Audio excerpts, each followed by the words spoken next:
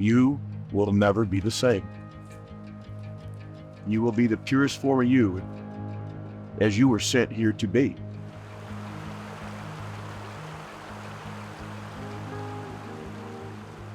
Growing up, my dad instilled in me that you need to mask your emotions, especially as a woman. That you need to be sure that people don't know how you feel. If you're a woman practicing law, that's a man's world. And I internalized that. And I think for me, I lived life as though emotions and vulnerability was a weakness, not to be shared with anyone. When I came here, I was given permission to be myself for the first time.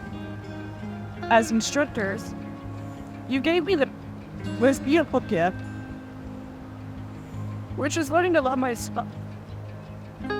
So once I was given the permission through the program to be myself, they also taught me how to find who I am, how to use that in my practice, and how to make my practice so much better, more effective, not only for me, but for my clients.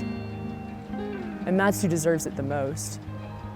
You are doing a disservice to yourself and your clients if you don't attend. You owe it to yourself to be here.